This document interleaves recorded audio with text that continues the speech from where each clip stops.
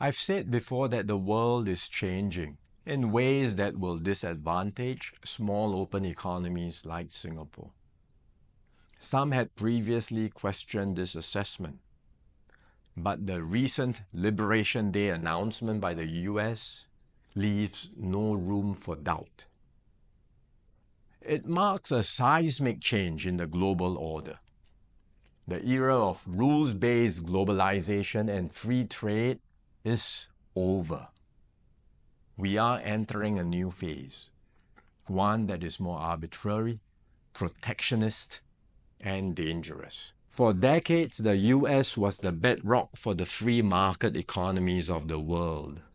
It championed free trade and led efforts to build a multilateral trading system, anchored by clear rules and norms, where countries could achieve win-win benefits through trade. This WTO system brought unprecedented stability and prosperity to the world, and to the US itself. To be clear, the system is not perfect.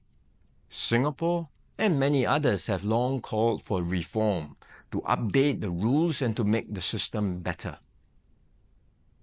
But what the US is doing now is not reform.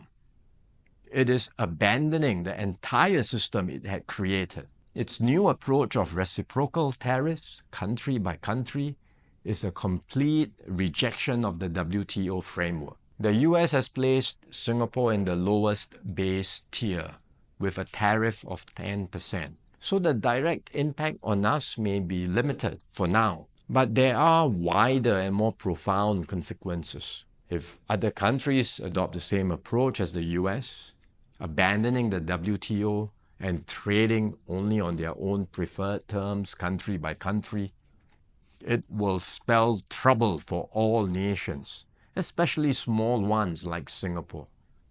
We risk being squeezed out, marginalized, and left behind.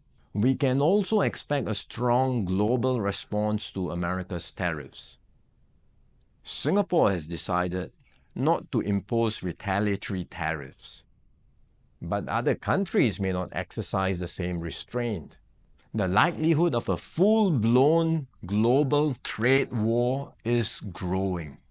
The impact of the higher tariffs, plus the uncertainty of what other countries may do next, will weigh heavily on the global economy. International trade and investments will suffer, and global growth will slow. Singapore will take a bigger hit than others because of our heavy reliance on trade. The last time the world experienced something like this was in the 1930s. Trade wars escalated into armed conflict and eventually the Second World War. No one can say how the current situation will unfold in the coming months or years. But we must be clear-eyed about the dangers that are building up in the world. Global institutions are getting weaker.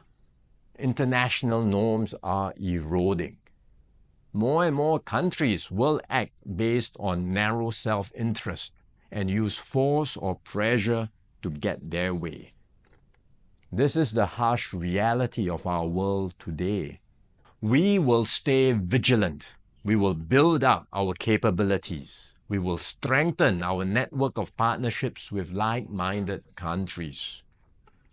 We are more ready than many other countries with our reserves, our cohesion, and our resolve.